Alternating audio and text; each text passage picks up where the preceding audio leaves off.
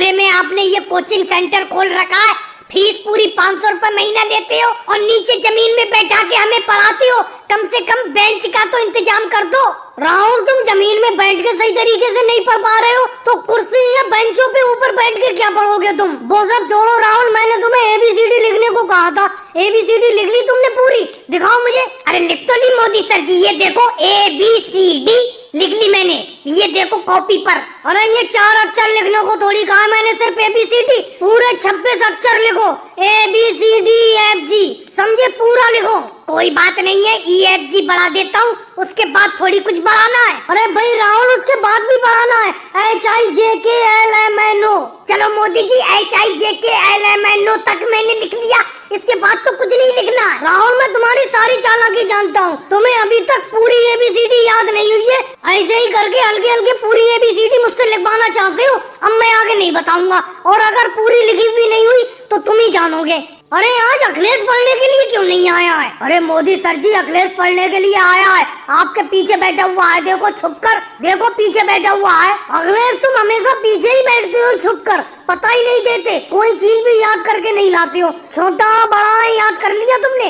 लेकिन मोदी जी, मैं छोटा बड़ा लिख रहा था, एक बात समझ में नहीं आ रही है, एक छोटा आ है, एक बड़ा आ है, बीच का आ कहाँ गया? जैसे 3 भाई होते हैं, अगर एक छोटा भाई होता है, एक बड़ा भाई होता है, एक बीच वाला भाई होता है, तो ये बीच वाला आ कहाँ पर है? लगता है अखिलेश, अगर मैं तुम लोगों को ऐसे पढ़ाता रहा तो ये कोचिंग सेंटर मुझे जल्दी बंद करना पड़ेगा, तुम उल्टा मुझे पढ़ा दोगे। अच्छा लालू जी, आप बताओ, अपने देश में कितने जिले हैं? अरे मोदी सर जी, मैं बिल्कुल पढ़ने नहीं आऊंगा, आप मुझसे कठिन कठिन सवाल पूछते हैं, इन सब लोगों से सरल सरल पूछते हैं। अच्छा मोदी सर जी, आप ही बताओ, ये जो बैंडो में से पेड़ दिख रहा है, इस पर कितने पत्ते हैं? अरे लालू जी, ऐसे कैसे मैं बता सकता हूँ इस पेड़ पर कितने पत्ते हैं? ये बताइए मोदी सर जी, जब किसी सवाल का उत्तर आप नहीं दे सकते तो हम आपके प्रश्न का उत्तर कैसे दे?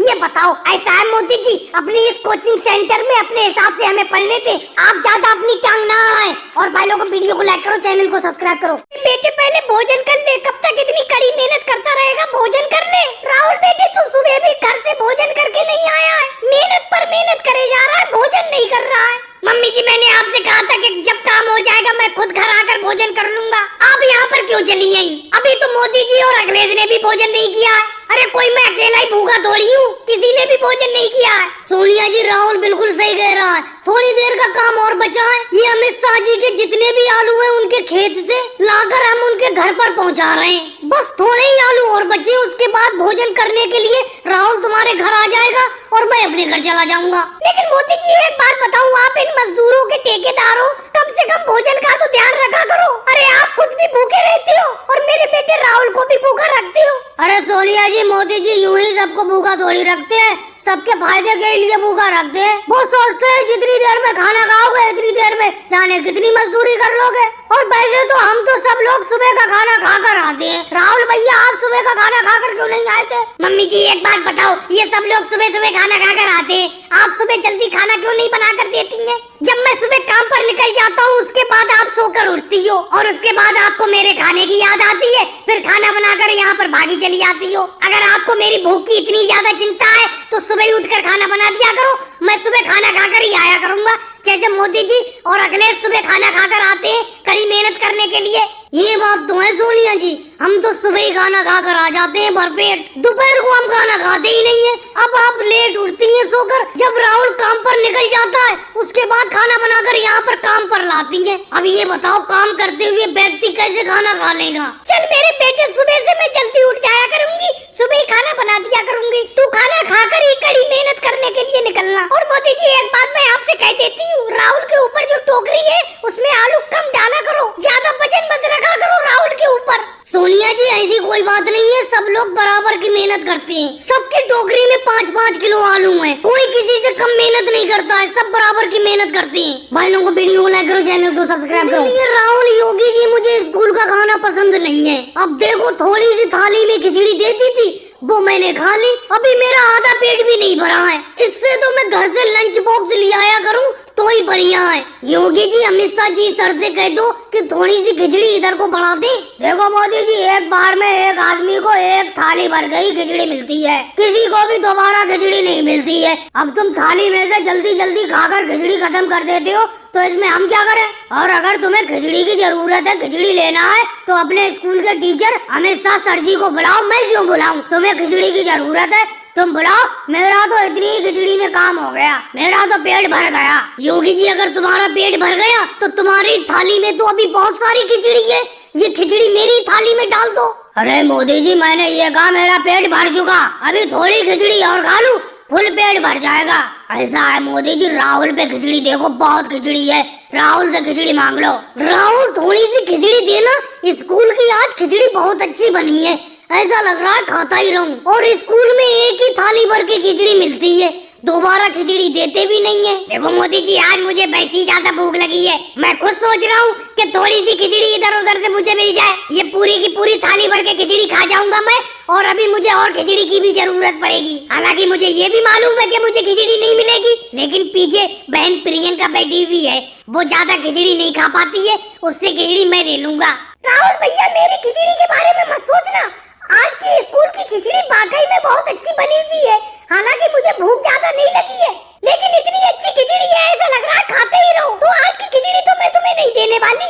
लो राहुल, तुम्हें भी आज खिचड़ी नहीं मिलेगी। तुम सोच रहे थे प्रियंका से खिचड़ी ले लोगे, लेकिन आज की खिचड़ी इतनी अच्छी बनी हुई है, प्रियंका कह रही है सारी की सारी खिचड़ी वो अकेले ही खा जाएगी। कभी कभी स्कूल में खाना बहुत ही अच्छा बन जाता है, मजा आ जाता है खा के। अखिलेश, तुम्हारे पास स्कूल की खिचड़ी थोड़ी बहुत बची हुई है, मेरी तो थाली में से खिचड़ी खत्म हो गई, अगर हो थोड़ी खिचड़ी मुझे दे दो। मोदी जी, आप भी बेफालतू की बात कर रहे हो, मैं आपसे खिचड़ी मांगने वाला था। आज की खिचड़ी बहुत अच्छी है, मजा आ गया खा के। और भाइयों को वीडियो को लाइक करो, चैनल को सब्सक्राइब करो। सही से तोलो, आप सही से आम को तोल ही नहीं रही हो। मैं आपके पास कच्चे आम लेने के लिए आया था, क्योंकि मुझे कच्चा आम का अचार बनवाना है, लेकिन आप इतना ज्यादा महंगा 100 रुपए किलो कच्चा आम बेच रही हो। चलो वो भी कोई बात नहीं, मैं ले रहा हूँ, लेकिन कम से कम आम को सही से तो तोलो। आप आम को सही तरीके से नहीं तोल रही हो, कम तोल रही हो। देखो मोदी जी, आपको कम लग रहा है तोलना मेरा, मैं आम को बिल्कुल सही तरीके से तोल रही हूँ। देखो ये देखो, अगर आपको लेना है मुझसे आम तो ले लो, नहीं लेना है तो मत लो। कच्चा आम लेने वालों की कमी नहीं है मेरे पास। मोदी जी, अगर तुम नहीं लेना चाहते हो कच्चा आम तो मत लो, तुमने तो टोकरी भर के कच्चे आम ले लिए। अब तो सोनिया जी के पास थोड़े ही बहुत कच्चे आम बचे हुए हैं, वो सारे के सारे कच्चे आम सोनिया जी मुझे तोल दो। योगी जी, ऐसे कैसे तोल दो? सोनिया जी, सारे के सारे कच्चे आम मुझे को तोल दो। मोदी जी, अभी तो आप मेरी मम्मी से कह रहे थे कि मम्मी जी सही तरीके से कच्चे आम को नहीं तोल लेंगे, अब कह रहे हो कि सारे के सारे तोल दो। ऐसा करो मम्मी जी, योगी जी इतनी देर से बैठे हुए हैं, इन्हें 10 किलो कच्चे आम दे दो। मोदी जी, आप 10 किलो कच्चे आम कम ले लो। देखो राहुल, तुम तो ज्यादा बोलो मत। बहन सोनिया जी, जब मैं तुम्हारे पास आया था तो उसी टाइम मैंने कह दिया था कि जितने भी कच्चे आम है सारे के सारे मैं ही खरीदूंगा आपसे। बात को मेरे पीछे ये योगी जी आके बैठ गए, ये थोड़े कच्चे आम मांगने लगे, लेकिन जब मैंने सारे के सारे कच्चे आम लेने के लिए कह दिया है, तो आप दूसरे को पहले कच्चे आम कैसे दे सकती हो? सारे के सारे कच्चे आम मुझे दो। वैसे सोनिया जी, आप ये कच्चे आम क्या रेट बेच रही हो? मोदी जी को कच्चे आम क्या रेट दिए हैं आपने?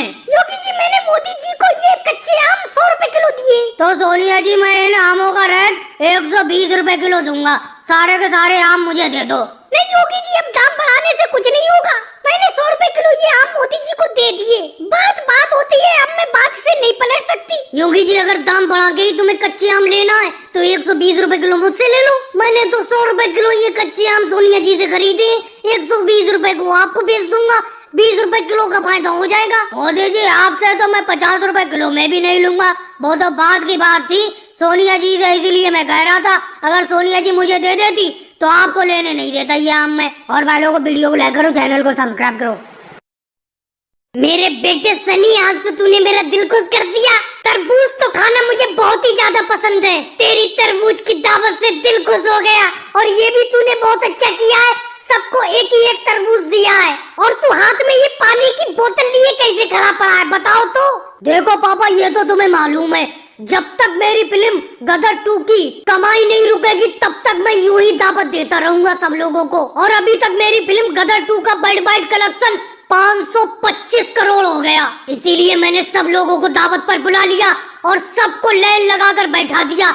सबको एक एक तरबूज दे रहा हूँ, सब लोग उठते रहो और चलते जाओ। पापा आपको एक तरबूज मिल गया, अब आप जाओ। लेकिन मेरे बेटे मेरा सवाल तो बही का बही रहा, तेरे हाथ में बोतल ये कैसी है पानी की? धर्म पाजी आप भी अजीब बात करते हो, आपको तरबूज मिल गया अब आगे बढ़ो। अरे सनी के हाथ में ये पानी की बोतल इसलिए है क्योंकि अपना लोग तरबूज खा के प्यास लगेगी जब तो ये पानी पिलाएगा सबको। क्यों सनी, मैं सही कह रहा हूँ कि नहीं कह रहा हूँ? अरे अमित जी आप सही कह रहे हो कि नहीं कह रहे हो वो अलग बात है, आप लोगों को तरबूज मिल गया, आप तो कम से कम आगे बढ़ो। धर्म पाजी, नसीर भाई और आप लाइन से बैठे पड़े हो सामने मेरे, जबकि आप तीनों को सनी पाजी ने तरबूज दे दिया। सनी मैंने तुम्हारे साथ चालबाज फिल्म की थी, बड़ा मजा आया था फिल्म करने में। हाँ रजनीकांत जी मजा तो मुझे भी आया था। पापा, नसीर भाई, अमित जी आप सब लोगों को मैंने तरबूज दे दिया। रजनीकांत जी बिल्कुल सही कह रहे हैं, आप सब लोग उठो, पीछे मुझे और लोगों को तरबूज देना है, आप लाइन से आगे हटो। अरे सन्नी हमें तो ये लगा था तुम एक तरबूज हमें और दोगे। तुम्हारी फिल्म गदर 2 ने 525 करोड़ का वर्ल्ड वाइड कलेक्शन कर लिया और तुम हमें एक ही तरबूज देकर चलता कर रहे हो। कम से कम एक तरबूज और दो तभी तो मैं लाइन से हटूंगा। पापा एक बात बताओ, जब आगे से आप ही नहीं हटोगे तो नसीर भाई और अमिताभ सर जी ये आगे से कैसे हट जाएंगे? आप तो हटो, बहुत लंबी लाइन लगी हुई है, मुझे सब लोगों को तरबूज बांटना है। सनी पाजी मैं ये तरबूज की दावत छोड़ के चला जाता हूँ। एक बात बताओ, ये अमिताभ सर जी, नसरुद्दीन शाह जी और धर्मेंद्र पाजी, इन तीनों को तरबूज मिल गया, ये आगे से हट क्यों नहीं रहे? ऐसा करो ये लाइन से हटे ना हटे, हमें तरबूज उठा उठा के दे दो। तुम्हारा एक तरबूज खा के मैं फिर से गदर 2 फिल्म देखने के लिए जाऊँ। और भाई लोगों वीडियो को लाइक करो, चैनल को सब्सक्राइब करो। बहुत बढ़िया खीर है, बहुत बढ़िया खीर बनाई है आपने, थोड़ी सी प्लेट में खीर और दे दो। आपने आज खीर की दावत करके दिल खुश कर दिया। वैसे मोदी जी एक बात बताओ, आपने हमें ये खीर की दावत देने की सोची कैसे? किस खुशी में आप हमें ये खीर की दावत खिला रहे हो? राहुल पहली बात तो ये सुनो, तुम्हें 4 बार प्लेट में खीर दे चुका हूँ और चारों बार तुम पलक झपकते ही खीर खा गए। अरे ये खीर की दावत मैंने सब लोगों के लिए की थी, अकेले तुम्हारे लिए थोड़ी की है। ये देखो भगोना खाली हो गया, भगोने में अब खीर नहीं बची। और रही बात ये खीर की दावत मैंने क्यों दी है, मैं एक भैंस खरीद के लाया हूँ जो अच्छा खासा दूध दे रही है, तो मैंने सोचा क्यों ना तुम सब लोगों को उस दूध की खीर बनाकर खिला दूं। लेकिन मोदी जी आप एक बात बताओ, आप राहुल को 4 बार खीर दे चुके हो प्लेट में और मुझे देखो ये कितनी कम खीर दी है। योगी जी तुम ये प्लेट की खीर खाओ तो, तुम्हारे लिए खीर बचा के रखी है, खाओ फिर और दे दूंगा। लेकिन मोदी जी आप चुपके भैंस खरीद के ले आए और हमें बताया भी नहीं। आपके भैंस के दूध की खीर आज खा रहे तो पता चला कि आप तो भैंस भी खरीद लाए। अगले मुझे भैंस खरीदे हुए कोई बरसों थोड़ी हो गई, कल ही तो खरीद के लाया हूँ। आज उसके दूध की खीर बना के तुम सब लोगों की दावत कर दी मैंने। लेकिन मोदी जी एक बात बताऊं, बहुत बढ़िया खीर बनाई है आपने, इस बात की तो मैं तारीफ करूंगा। आपकी भैंस के दूध का टेस्ट भी बहुत अच्छा है, इतना अच्छा टेस्ट तो मेरी भैंस के दूध का भी नहीं है। ये भैंस कहाँ से खरीद के लाए हो, कुछ तो बताओ। लानू जी ये भैंस मनोहर लाल खट्टर जी ने हरियाणा से दिलवाई है, मैंने भैंस खरीदी है, ये बात सिर्फ इन्हीं को पता थी। मोदी जी आपको भैंस मैंने सस्ती दिलवा दी, देख रहे हो आपके भैंस के दूध से बनी हुई खीर की सब लोग तारीफ भी कर रहे हैं। ये भैंस मैंने आपको 50,000 की दिलवा दी, क्योंकि मैंने जिससे ये तुम्हें भैंस दिलवाई है उससे मेरी अच्छी जान पहचान है, और आप मुझे सिर्फ सबके साथ खीर खिला रहे हो। अरे कुछ और इनाम तो दो, सस्ती भैंस दिलवाई है आपको। मनोहर लाल खट्टर जी आप भी अजीब बात करते हो, आपस में भी कोई इनाम चलता है। पिछली बार मैंने तुम्हें गुजरात से एक बकरी दिलवाई थी, 15,000 की बकरी मैंने तुम्हें सिर्फ 5,000 में दिलवा दी थी, तो मैंने इनाम लिया था क्या? आराम से खीर खाओ। वाह मोदी जी वाह, गजब की खीर है आपकी, गजब की। इस खीर की दावत पर एक आध बार और बुलाना हमें। और भाई लोगों वीडियो को लाइक करो, चैनल को सब्सक्राइब करो। राहुल अब ये रेल चलने के लिए तैयार है, पूरी अच्छी तरीके से तुमने रेल को चेक कर लिया। देखो अपना रेल मिस्त्री है, जब तक अपना इस रेल को पूरी तरीके से चेक नहीं कर लेते तब तक ट्रेन आगे नहीं बढ़ती है।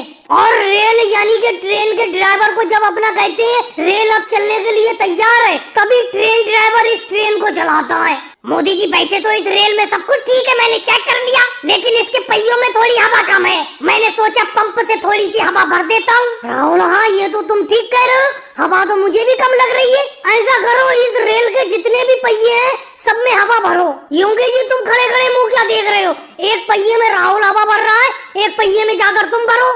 लेकिन मोदी जी एक बात बताओ, पंप तो एक ही है, जिस पंप से ये राहुल रेल के पहिए में हवा भर रहा है, ये पंप तो एक ही है और पंप खरीद कर लाओ तभी तो मैं हवा भरूंगा दूसरे पहियों में। लेकिन मोदी जी मुझे एक बात समझ में नहीं आती, इसके लोहे के पहिए हवा कैसे कम हो जाती है इन पहियों में से? अरे योगी जी वो बात तो सब कुछ ठीक है, हवा कैसे कम हो जाती है वो तो अलग बात है।